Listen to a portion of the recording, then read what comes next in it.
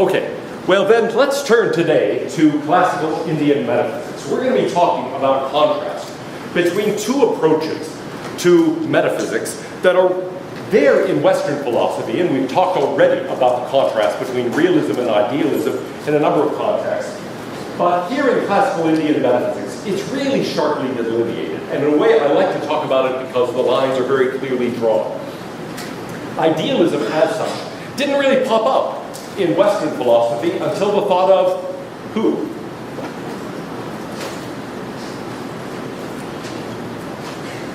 It's on the tip of your tongue. Berkeley, yes. Okay, so he's really the first person to express idealism in the West, which means that discussion of this is less than 3 centuries old. But on the other hand, in India, this has been going on for millennia. And so, how do you think about those? Well, some of us would prefer not to. But how do we think about those questions most directly and look at a tradition where these things have been debated over hundreds, even thousands of years? That's been taking place in India. So, classical Indian metaphysics, in a way, is really centered on this question of the contrast between realism and idealism. The most popular school of Hinduism, Advaita Vedanta, is one that is thoroughly idealist. So is Buddhism in almost all of its manifestations. They insist that everything is mind-dependent. The world is something like a construction of the mind. Objects, in fact, you and I, selves, are really constructions. They're projections. They're not real constituents of reality. And so Buddhism and Advaita Vedanta are committed to this view that really the world as we ordinarily know it is something that is constructed by us. It's not really, well, I should say its objects are not really fundamental. Even we are not really fundamental constituents of the universe. What appear to be independent objects, like this piece of chalk, are in fact mental constructions. Constructions out of individual perceptions, individual thoughts, individual feelings. Things that are referred to in the Buddhist tradition as dharmas. Within Hinduism, dharma basically means duty.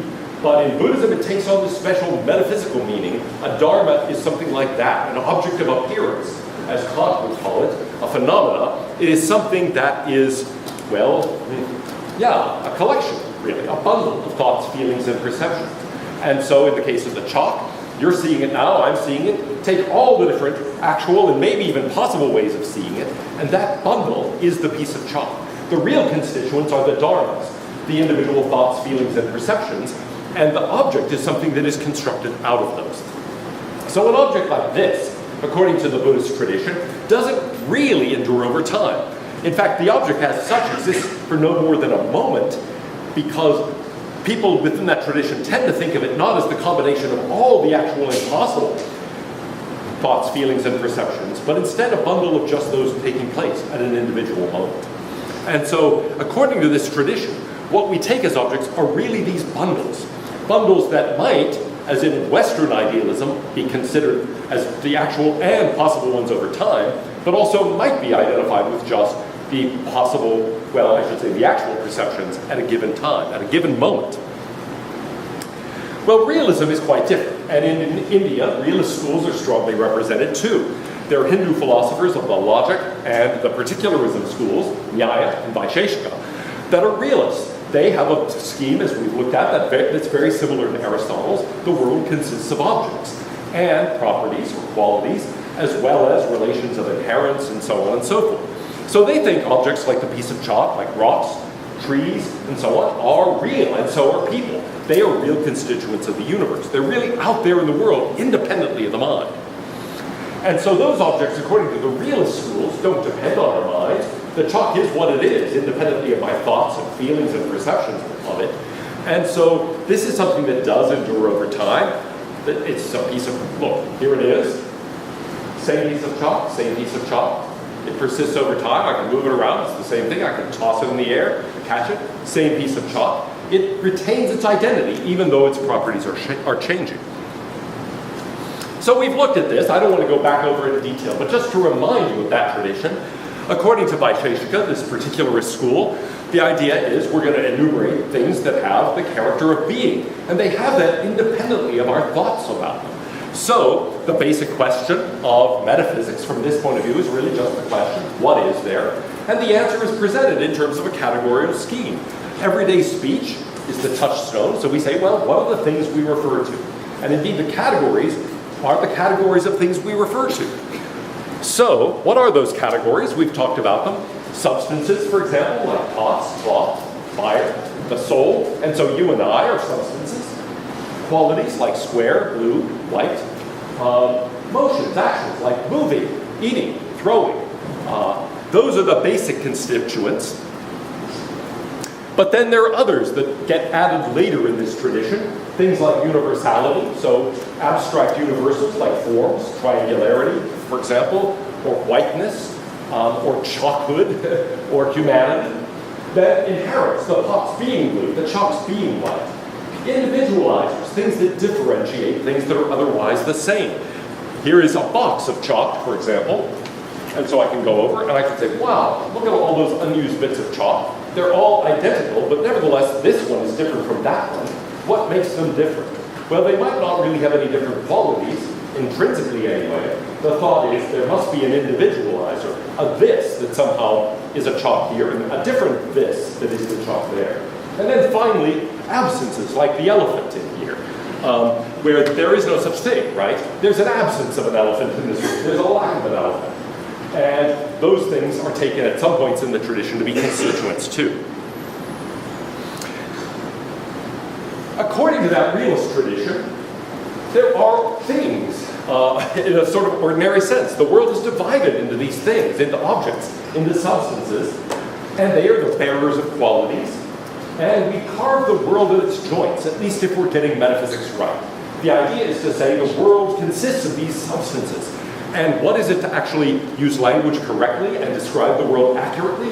It is to, well, carve the world at the joints, at the substances, recognize the difference between this object and that object. Those differences between objects are really in the world. There is the chalk in my hand, and those are two different objects according to the realist tradition, and it's important to get them right. It's strange to say, oh, there's one object here.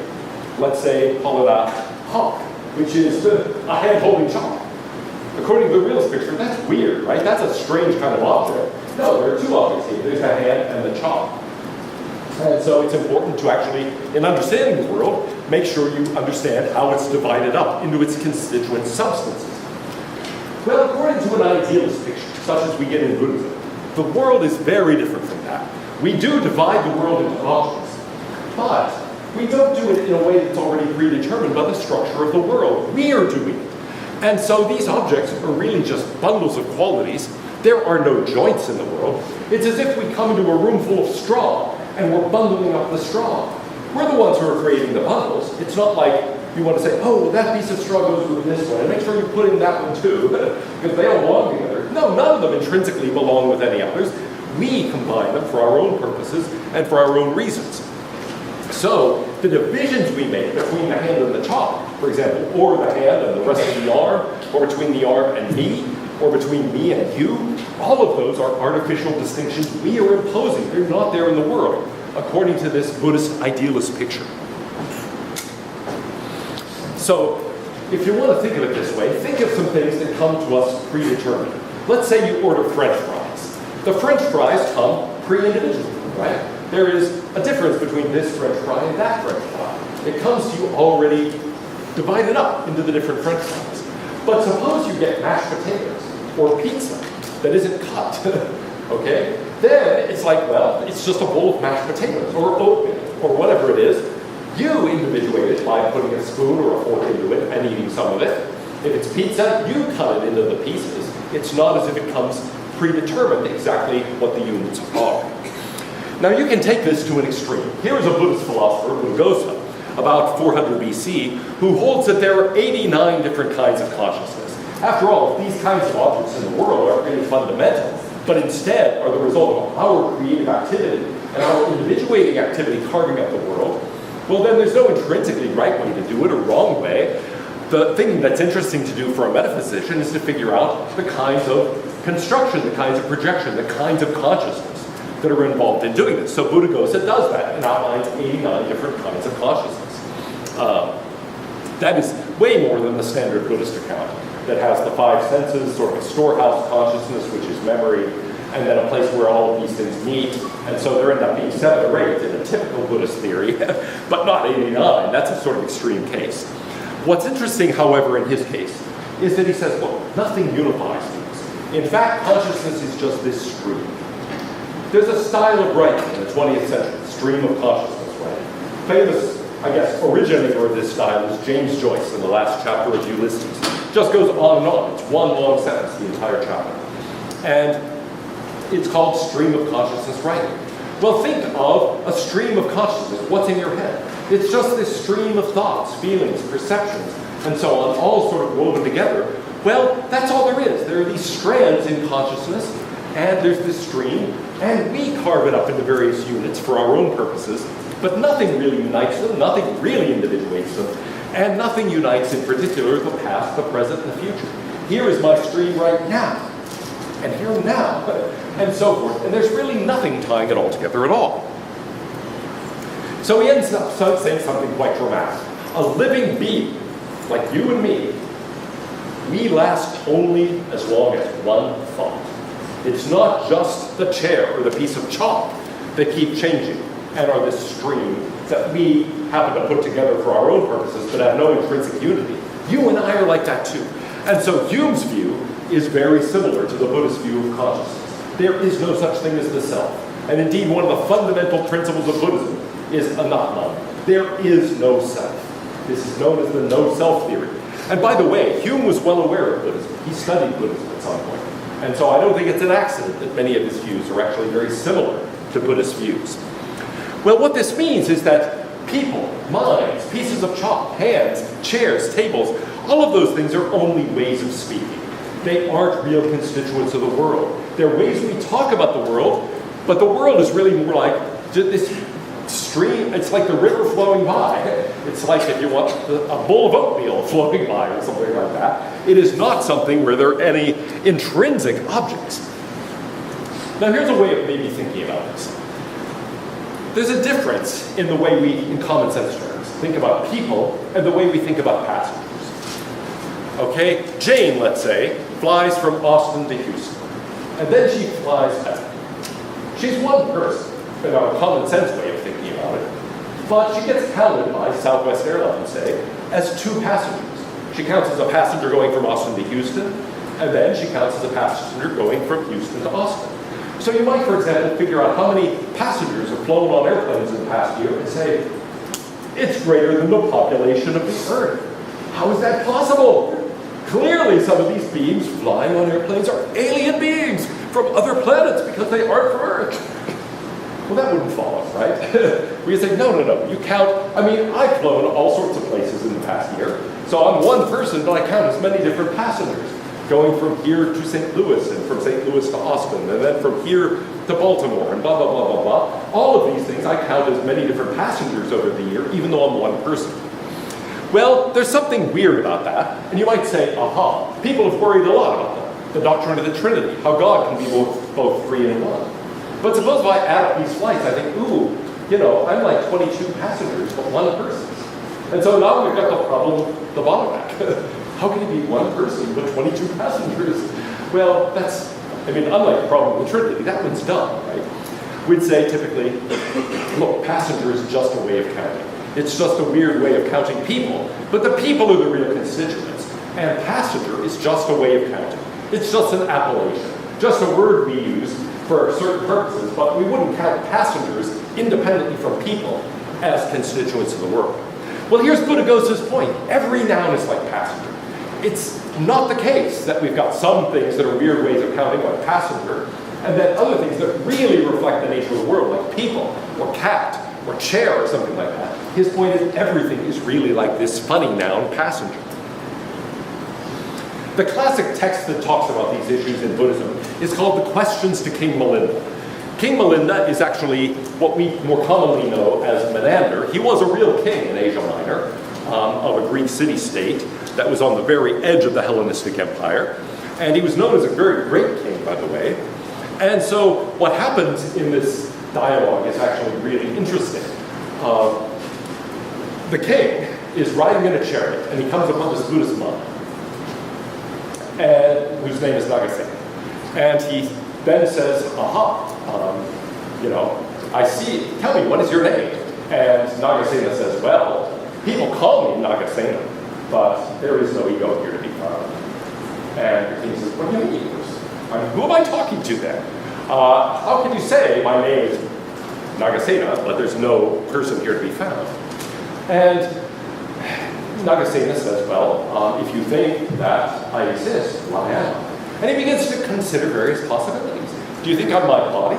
But wait a minute, my body can change, and yet I remain the same. I think I'm the same person, even if I get fat, for example, or slim down, or even if I were to lose a part of my body.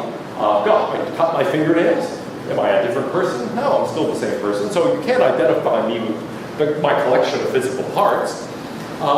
What about my thoughts? But wait, I could have thought about different things, and yet I wouldn't be a different person, so you can't identify me with my thoughts. What about my particular form? What about this? And it gets quite disgusting. It's like, what about my head? Plus, the arm, plus the snot, plus the urine, and so on and so forth. And, it's like, yeah, no, wait a minute, none of that is really me. None of that defines what I am. And he says, well, look, then what does, maybe the combination, but the combination could be completely different, and I'd still be me.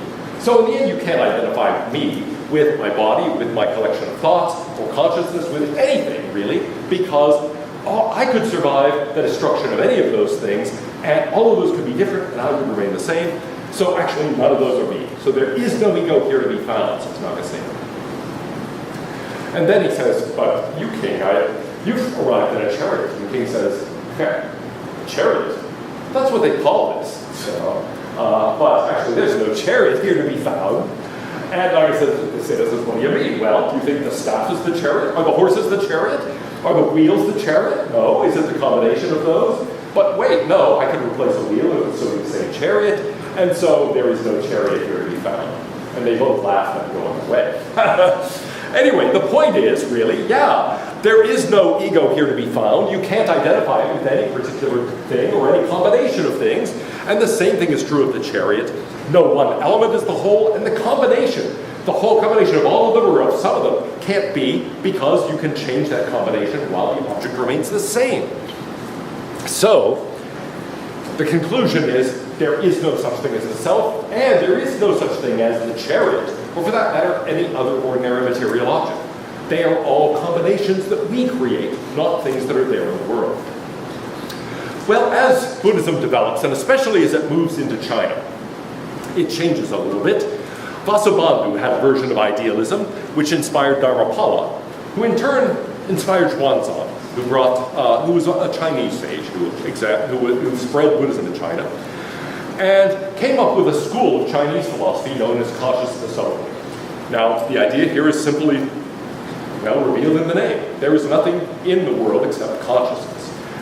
So it is thoroughly idealist. Everything depends on the mind. Nothing exists except consciousness. But then, the surprising part, but there is no mind. Everything depends on the mind, but there is no mind. Yes? So, does this line of thought, could you say that it necessarily boils down to solipsism, or would it also refute solipsism as well? What is its connection to solipsism? The idea that there's really only one mind. In other words, I'll tell you what exists in the universe, me. I think in the whole history of philosophy, there may only be one solipsist, which is pretty appropriate if you think about it.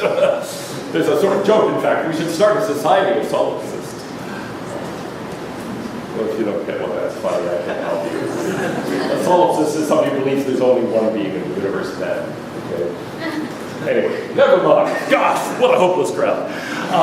But now, what's the relationship between that and this? Well, if we thought of this as, look, they're just, everything is in a sense mental, but there is no such thing as a mind.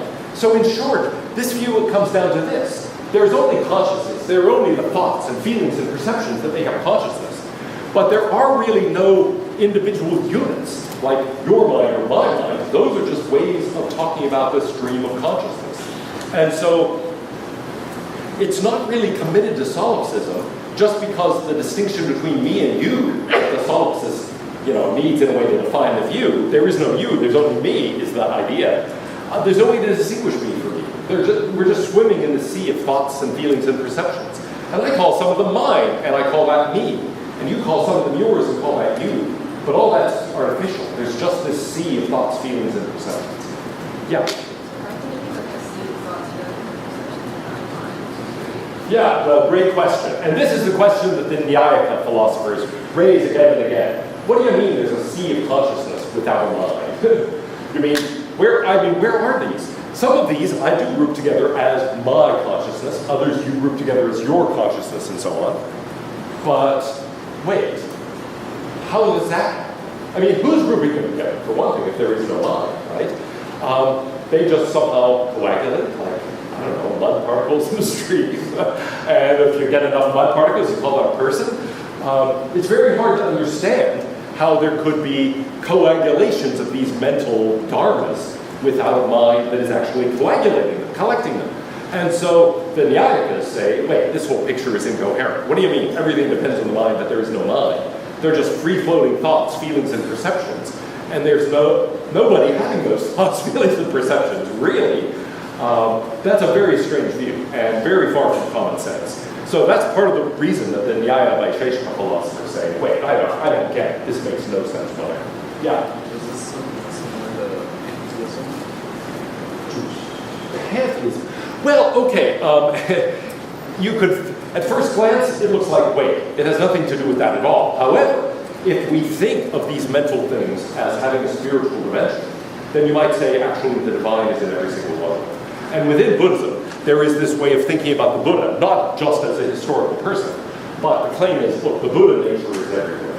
And so you and I are the Buddha, the elephant is the Buddha, the chair is the Buddha, the piece of chalk is the Buddha. At one point, the founder of Zen Buddhism, in fact, says, well, this dried excrement scraping stick, the ancient Indian equivalent of toilet paper, that's the Buddha. Everything shares in the Buddha nature. And then, indeed, you do see every single one of these thoughts, feelings, and perceptions as in some way divine. And so then it does look like a form of pantheism. Well, here is the way that Buddhist idealists argue for their view.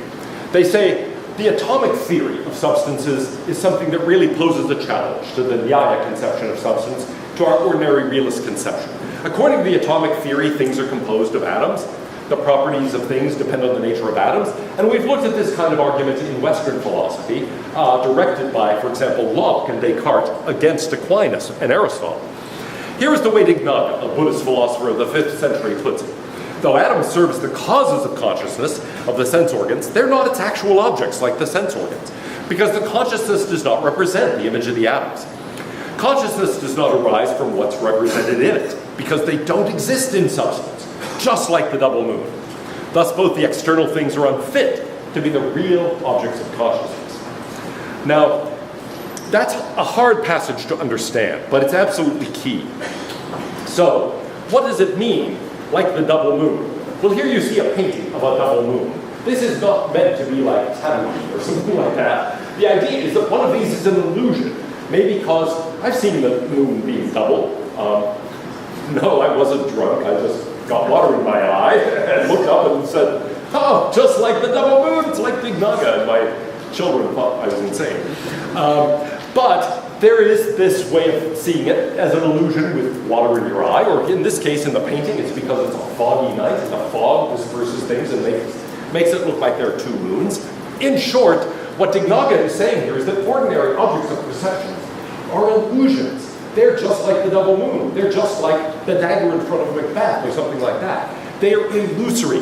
They are hallucinations. They are not real. The atoms are the ultimately real thing, but we don't see the atoms. Or at least we think the atoms are the ultimately real thing. But Dignaga will go on to say, that's not quite right either. Let me skip ahead a little bit to the Nyaya Vaisheshika philosophy of mind, as you might think of it. It's very similar to Plato in a way. I'm thinking that's a triangle, for example. I'm looking at the object, the triangle over there, and perception is relating me to that object. In this case, I'm seeing it, so it's vision. And I'm recognizing that thing as having the quality of triangularity. So there is a universal triangularity, and then I recognize its instantiation in the particular quality of that triangle, the triangularity of that triangle. And that inheres in the object. But the Buddhist says, well, first of all, these universals, they're not things outside the mind. They are things within the mind. We have concepts. We are actually grouping things together as triangles, but that's an association we're making. It's not there in the world. So the first thing they do is put those universals in the mind, in which case they just become concepts. But now the second thing is to say, wait a minute. We're not finding the object outside of us. It's not got an independent existence. Instead, something, the actual object, say, is causing us to have this perception. And then we relate it to this concept. And so we take this perceptual experience and we categorize it as an experience of a triangle. We project what he's calling this internal object, this object of consciousness, the triangle as perceived by us. And that's what he calls a dharma. So in short, for some reason, my mind is presented with this visual image. And I call it a triangle, but that's like calling it a passenger, right? It's just like that. I'm not revealing the true nature of the thing. I have no idea what that is. Instead, my mind is projecting some visual image, but that has no particular relation to the actual cause. That is something that's an effect of the processing that I've done, perceptually and cognitively. It is not something that itself is a cause independent of me. So here's a way to summarize things. In the Nyaya idea, there are these continuing substances, qualities inherent in them. Our talk of them is a good guide to what there really is. They're basic constituents of the world. They have essences. That allows them to have identity. But on this Buddhist conception, there are no continuing substances. They're just these flashing thoughts, feelings, and perceptions. Everything is momentary. These things we call substances or objects or things are really just bundles of these qualities, which we can call dharmas. Our talk of substances is just a fiction. It's convenient. It gets us through to think of things this way, but it doesn't reveal the way the world actually is. These substances, things, including you and I, are just conceptual constructions. Nothing at all gives them unity. What makes you you? Answer is nothing. Absolutely nothing is constituting you. You're just this random, as it were, bundle of thoughts, feelings, and perceptions. And you have an essence only as constructed in yourself. You have no essence at all. Yeah? So just going back to what you see, that makes me feel like, how do you know that this necessary, I can say that you really get Cool. like, say that you bring that which you get, because it's not felt. That is Yeah. it's part of me, but you still consider Right. what's holding. All right, good, yeah. It's actually very hard to talk about this consistently. I can't say we gather these things together for our own goals and purposes, because after all, who are we? We are part of the scheme, right? He says it's as if we're sort of dipping into the water of this stream with a cup and raising it up and gathering things together in that way. But wait, there's still a cup in that image, right? And somebody's manipulating the cup. So isn't my mind there at least as a container or a theater or a commonwealth, as Hume talks about it?